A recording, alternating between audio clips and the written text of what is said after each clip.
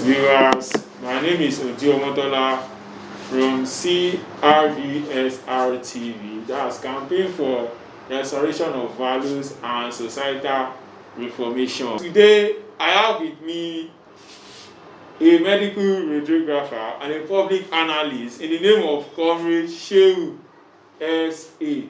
You're welcome, sir. Thank you for granting me the opportunity to come on your platform. Okay. You are welcome. Thank you. So today we want to discuss the effect of Covid-19 on the economy of Nigeria, because this Covid-19 is not expected, it's just like an accident. So we like you to tell us brief of what Covid-19 is all about. Thank you very much once again. COVID-19 or SARS-CoV-2 as is otherwise called is, as described by the World Health Organization, a pandemic. A pandemic is a disease that has covered virtually every part of the world. And as I talk to you now, COVID-19 is as a result of a virus that I would say emanated from a wet market in Wuhan, because that was the report we got from China. It said it was a result of a virus that emanated from a wet market where they sell live animals, wild animals in China. And this virus, of course, coronavirus is not new. We have a lot of coronavirus, and it is said that this is the 7th one that will be affecting man. Now, this one is tagged coronavirus or COVID-19 because it started late 2019 in December, I think around the 29th of December. It has to do with a particular class of virus that affects the respiratory organs of man.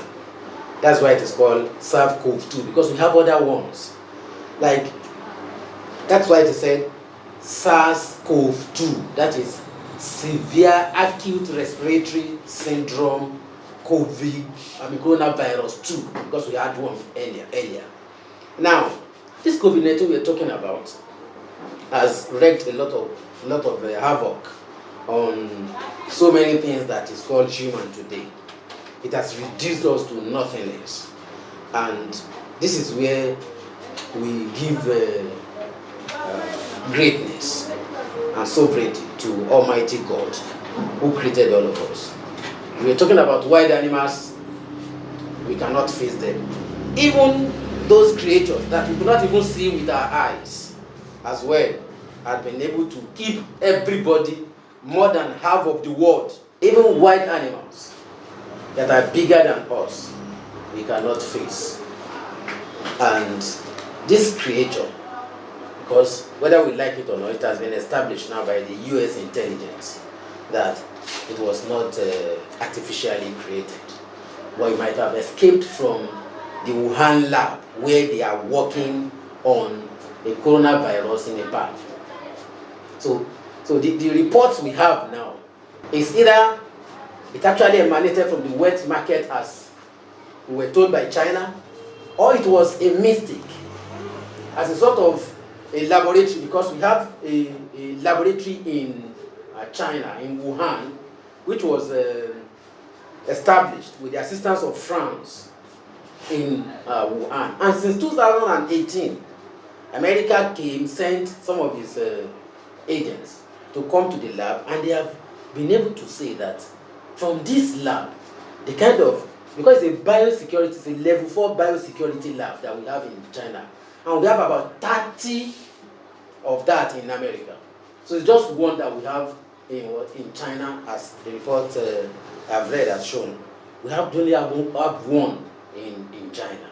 So from this lab, it could be that while they are working on it, because definitely at every point in time, research is always ongoing. While they were working on it, maybe somebody got caught it from where they are working on it, and while going home could have infected anybody on the road. It could have been that it wasn't, because the wet market was not far from the laboratory we are talking about. So it could be from the lab or from the market that this virus got spread. However, like we're trying to say, it has wreaked lots of havoc on anything that is called man. Educationally, it has wreaked a lot of havoc. Children now no longer have access to school. Economically, everybody is now what? Is now at home. We are not able to do as we want to do. And socially as well, we have been affected by COVID-19. So it is accidental, or accidental as I want to say. However, I know that it is going to be an opportunity for us to have a change of the way we do things going forward. Thank you for that response, sir. Now, sir, using Nigeria as a case study, how would you assess the government response to this pandemic? Of course, I want to say that the Nigerian government responded a bit fairly to the pandemic, because it is it's an accident. It happened accidentally. No government of the world prepared for it. However, because of the previous experience Nigeria had with Ebola virus, these had put Nigeria ahead in terms of preparation towards. In fact, before we discovered the first index case, Nigeria was saying we are prepared, we are prepared, we are prepared. And in fact, if not for that this virus that we're talking about, we have not been able to know the way it works. Nigeria would have been out of it by now, with the kind of experience we had with Ebola. And it was based on that Nigerian government was saying, we are prepared, because they know that. But this virus is different. It is new, and that's why it's cutting all the governments of even the world powers. They are groaning under the pressure of this virus. America now is now the epicenter of the virus in the whole world. European countries, they are not finding it easy as well. Okay, thank you, sir. I will take it from where you said, during the time of Ebola, the Ebola experience of Nigeria that make the Nigerian government to said we are already prepared ahead. But I want to ask, the health sector, are they adequately prepared towards the pandemic? If we are going to say health sector preparation, of course, we were not adequately prepared, because the magnitude of what we are waiting to undo in the case of coronavirus is totally different from what happened during Ebola. This is a virus that is so virulent, it spreads fast. So, and I can tell you now that even the World Health Organization is still reviewing the mode of transmission. At a particular time, they told us that it is not airborne. Later, they told us that everybody should be wearing his or her mask, because they are now thinking that it is not airborne. So, I want to say that the health sector was not adequately prepared. And this has shown all over the world. And that's why, at a time, the president of Italy was saying that, in fact, no help from anywhere again. They are only looking to the heaven now for help.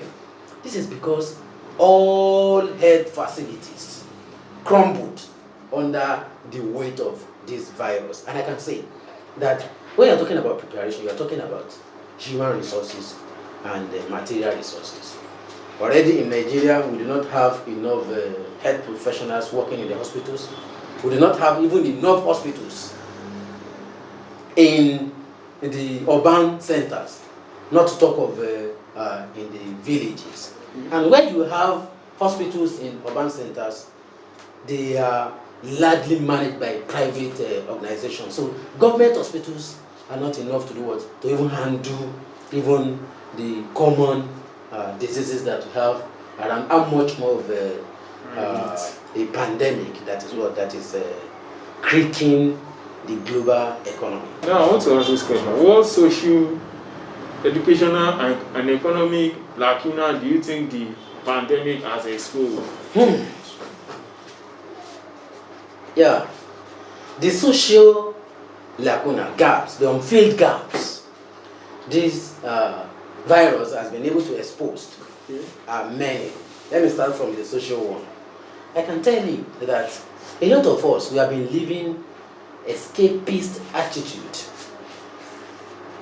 The moment I am going to work, all my responsibility at home, I'm less concerned about it.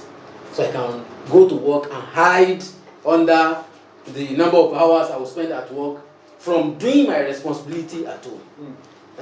I can use the school hours to cover my responsibility. So I can use hanging out with friends to cover the responsibilities. So we have been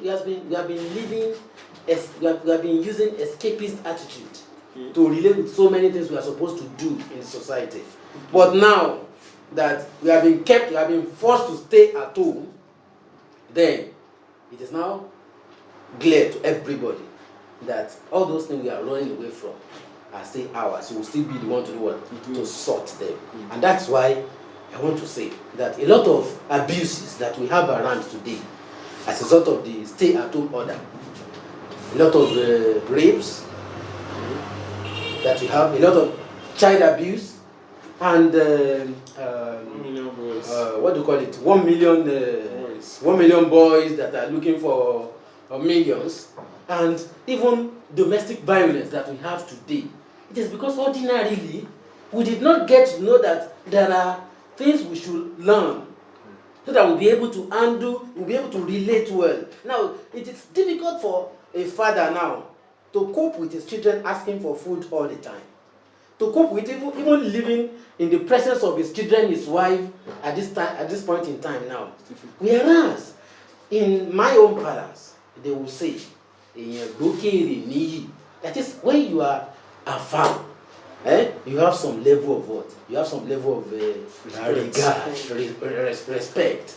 But the moment you are close, you are what? You now discover a lot of faults that we have. So that we have so many faults in ourselves. However, these faults, had it been we have decided to learn how to cope with it initially, it would not have exposed us this way. And secondly, you said, what is the educational gaps that we have been able to discover as a result of, or this pandemic has exposed? I will tell you that God Almighty had opened humans' mind to so many things, but we are underutilizing them. Just now, we are able to realize that we can do so many of our schoolings while in the comfort of our homes. I can now go to school. I can go to school while remaining in my what? In my father's house. I can do a lot of courses while in the comfort of my house. In fact, this pandemic has been able to show us that a lot of us, a lot of the ways we do schooling would definitely change after this pandemic, because I find it difficult. A lot of people find it difficult as well to leave their children go through the rigor of the road of going to school and the traffic and all the likes. But with this, we have been able to discover that even within the comfort of our room, we can access what we need to put our life on the road to go and access. You understand what I'm saying? So, and at the same time, that's the positive side. But the negative side is that what we are talking about coronavirus. This coronavirus we're talking about, this very one, has been living with man since. So how come we have not done enough scientific research to get prepared ahead of this before it is now causing this. So that means it has exposed all the governments of the world, in Nigeria inclusive, that we have not been spending enough on scientific researches. Even the so-called world powers. I was thinking when Boris Johnson, the Prime Minister of UK, was infected, I was thinking within a day he would just be cleared from his system, not knowing that he will even be admitted in the hospital. So I was thinking, when it gets to America, you see some people, they say, oh, they want to go back to their citizens of America, they want to go back. I was thinking when they get there, they will just clear it from their system immediately based on what we used to hear, that what they are more or less like demigods. Yes. But these days, we have been able to see that every country of the world is doing far less than expected when it comes to what?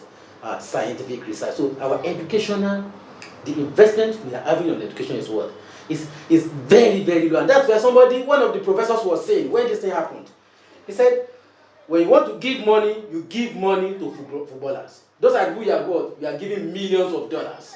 You spend less on professors, on tutors, on people, teaching people. You will spend less on them. But we give money, most of our money is what? Is expended on amusement and what? And football. That's what we spend most of our life on. Now, everybody, ball cannot even what? Cannot even go ahead again. They are now awarding, what do you call it? They are now awarding championship based on the extent they have played it to before now. That is to tell us that all the things we have made, we think are the in thing in the society are really what? Are really worthless. So we have been able to realize during this pandemic that we need to what? We need to focus more on education than ever. Then the economic aspect. Talking about the economic importance or the effect of the pandemic on the economic aspect of our life, we have been able to see that we have so many incongruences when it comes to the economic situation of human beings today. All governments of the world, including the so-called developed nations, they are now groaning. They are creaking under the weight of this virus. To the extent that the President of America was saying in one of his daily reports that they will not allow this virus to kill American economy because it was getting to that. Now, come to Nigeria. A lot of people depend on daily proceeds before they can eat. They have now been shut away from living now. And that's why people are what? That people are restive. People are restive. Of course, this is not the first time we will have 1 million man, 1 million boys, or all this. But they are not as rampage. They are not always on rampage as it is today. They are not able to eat. They are not able to feed their wives. They are not able to feed their children. So people must be restive. And you see, the way the government in the whole world has been working is very, very unnatural. And why am I saying this? The government should be working like our body works. The hand has what it does. The leg has what it does. The eyes has what it does. But the body, whatever the body takes, goes to every part of the body, nourishes it. Whatever we take, nourishes every part of the body. But the way our government runs is that it takes care of what? Of only the people in government alone, and other people are what? Are left to cater for themselves. Now, the government has the responsibility of saving the lives of the people. They actually wanted to save our life, but they do not have the wherewithal to do what? To do that. And that was why, fairly in China, one of the analysts was saying that China was able to undo it because their people believe in the government of China. Even students in China, they are getting money. Students in China, in the area that was locked down, they are getting money in their wallet to what? to upkeep. Students, it's not about the vulnerable this time around. Everybody is what? Is down. So what we are talking about is that at a time like this, everybody ought to have been taken care of. We should have food banks ordinarily, where we can bring food.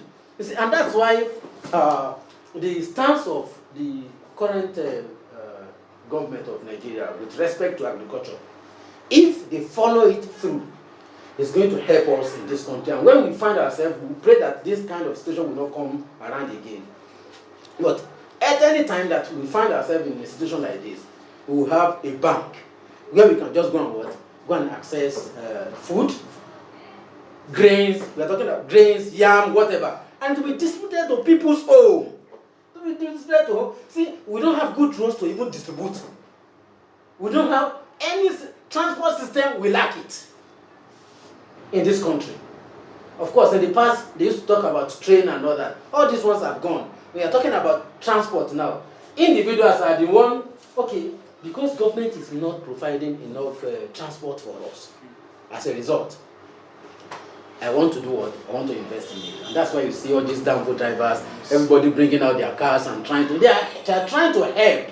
They are trying to, okay, these are the areas, these are the gaps created by government's inactions. So let me try and fill in the gap. And there is no way an individual can venture into that and bring the best out of it. Still the government that should be able to bring out the best in this regard. So economically, we are finding it difficult to live. Everybody is finding it difficult, and that's why people are what? They are resting. I want to also tell us that the kind of houses that we have, because of the economic impact, it's making it difficult for people to stay at home. You have about 10 people staying in a particular a room.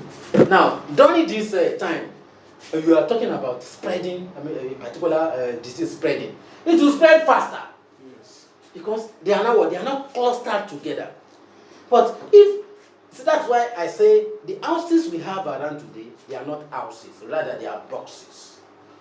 Yes, because in a habitable house, it will be so spacious that you have everything to yourself in your compound, where people can come out and jog. People are now jogging on the street. It's not done. It's not supposed to be. You should be able to come out in your compound and jog. You should have lawn in your compound where you can what? You can come out. When you come into the sun, they say the sun kills it faster, the virus faster. So when you come into the sun, you should be able to, in the comfort of your own compound. So where there is no unnecessary cluster of people.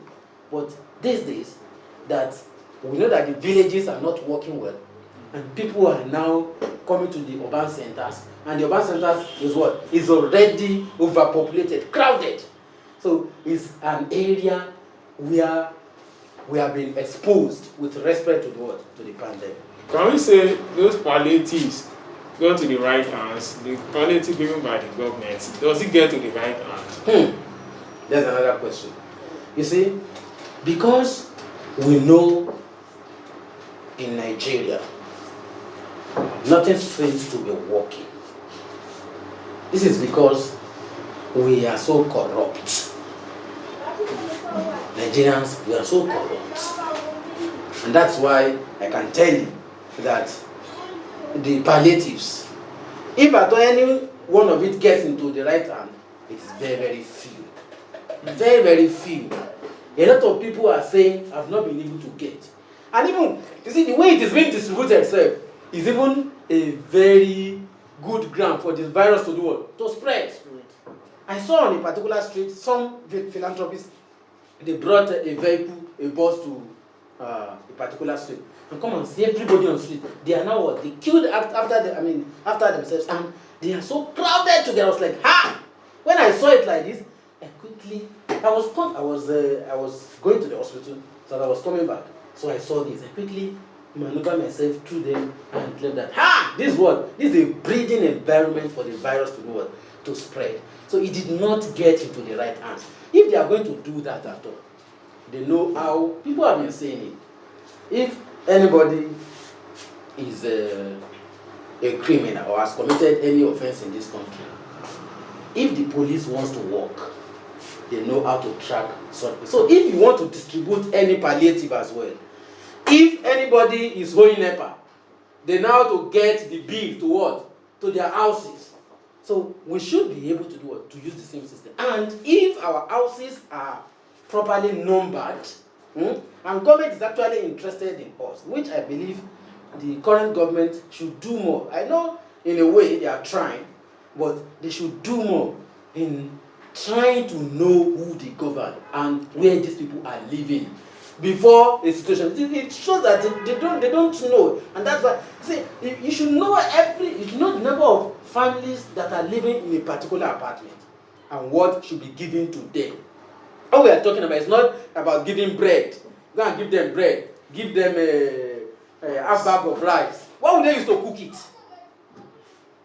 We are talking about palliative. See, if we have been able to do the real lockdown, I tell you, the rate at which the virus is escalating in Nigeria, it wouldn't have been like that. But because we have not been able to do the real palliative, it makes the mess of the lockdown. People are forced to come out because they want to eat. However, I want to say that Nigerians should realize that government is trying to help, though they lack the capacity to help. But we should as well help ourselves as well, because this virus is already at the community level now, community spreading. If it spreads, it is what? It is a disaster. It is a disaster. Today, the NCDC said that Nigeria lacks bed. Today, as of today, the 1st of what? 1st of May, said Nigeria lacks beds. Now, we are still close to 2,000 cases. We lack beds. So if it enters community level, what happens? The like of what happened in Ecuador, where they have to be sending people to go back home to go and die for this virus. Go home, go and die. So that will not happen in this country by the special grace of Almighty Allah subhanahu wa ta'ala. It will not happen. So we need to help ourselves. The ones that are rich among us, they should come out, spend from it. They will repeat later. Because people will know who have helped them. They should come out and spend on people. It is necessary. This is the time. So if it spends, nobody is covered. So we pray that it does not spread beyond this. Thank you, sir. So insightful. Now, let me ask this question. This is the second to the last question, sir. Now, before and after COVID, what do you think? How can citizens cope after COVID-19? Do you think citizens can still cope with this? Okay, let's talk, because we are still within it. We are not out of it yet. So let's talk about how we will be able to cope during this time. And the impact on the environment, sir. Okay, maybe I should start that of the environment. Maybe I should start that of the environment. You see, this COVID-19, of course, it is an unwanted element. However, our environment now is better for it. Okay. The kind of air pollution that we used to have before has reduced drastically. In fact, in one of the reports said it has reduced about 58% the air pollution.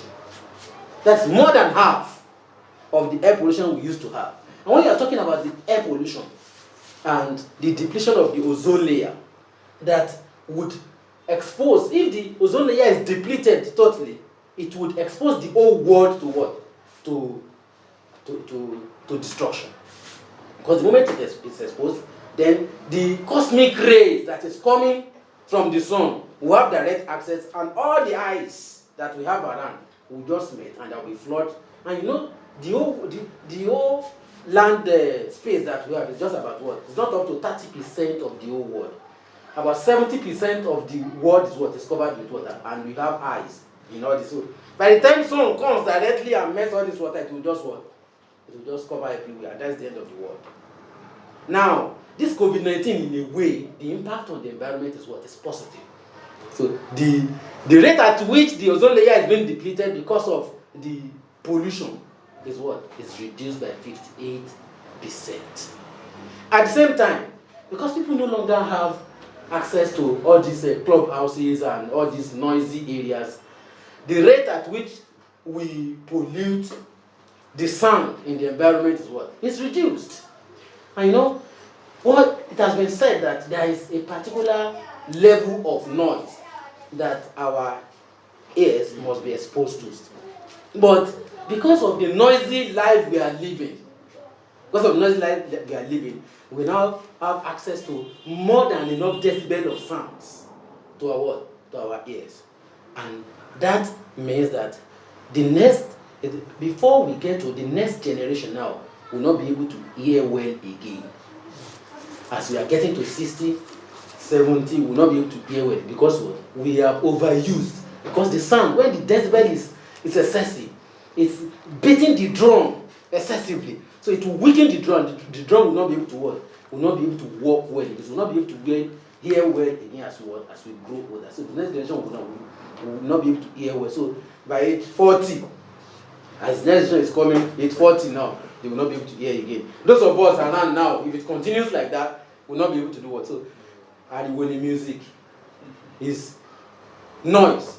That is music. That's the kind of life we live. So, but this, this pandemic has reduced the sound pollution as well, drastically. And if you look at our streets, all the the waste that we generate. I'm going on the road, I drink pure water, I throw it down, all these ones have been drastically reduced as well.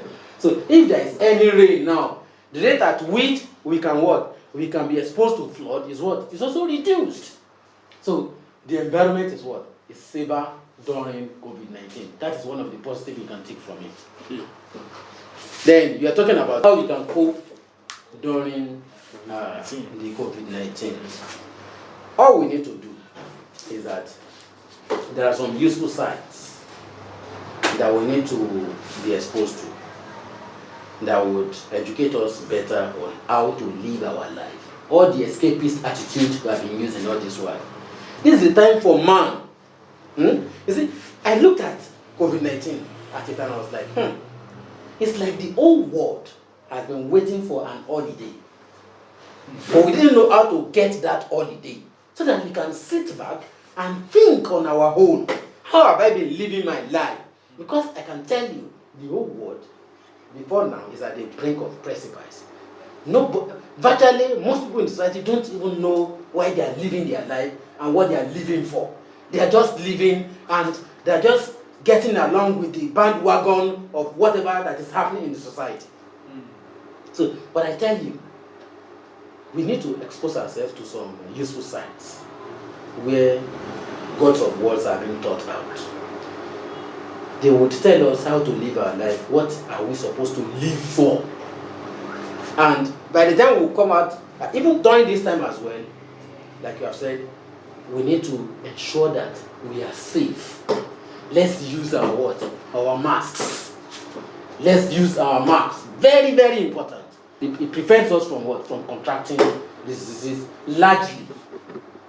And at the same time, whatever we are going to eat as well, let us ensure that we maintain personal hygiene.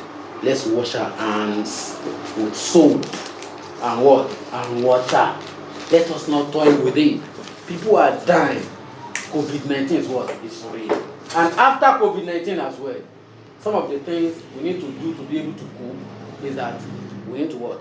We need to understand that some of the travels we make, we can do it online. Zoom is now selling more now. All this video conferencing is now trending. And in fact, even our government, I want to say that our government, most of the travels that the president or the governor, they want to travel because of the travel allowance and all the people that they will go with and they will be able to get money, we need to reduce it. Now, President of America called our president. They spoke on phone. God has made life easy for us. Let's make use of the technology advancement that God has exposed to man. We can do meetings, video conferencing.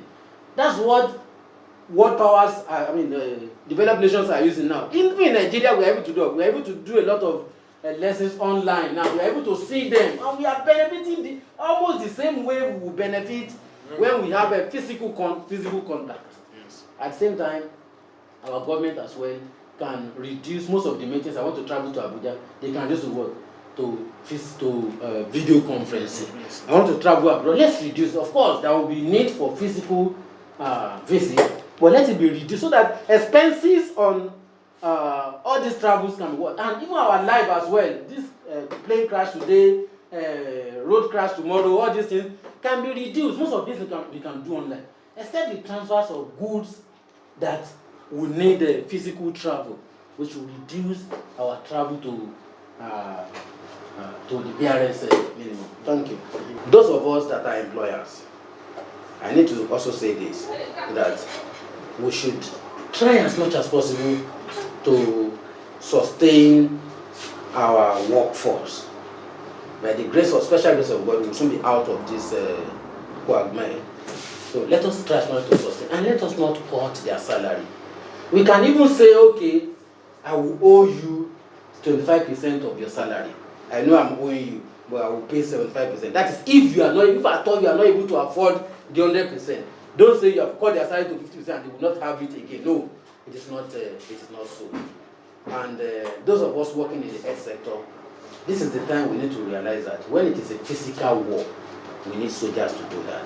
When it's the biological war, we need what? We need the healthcare delivery to do what? To take care of that. So we should see ourselves as what? As soldiers.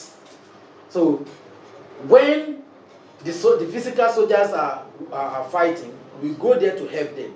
So when we are doing our own as well, they come around to do what? To fortify us, so that there is a conducive environment for us to do what? To continue to do our work. Thank you very much. Thank you very much, sir. Comrade Shehu S.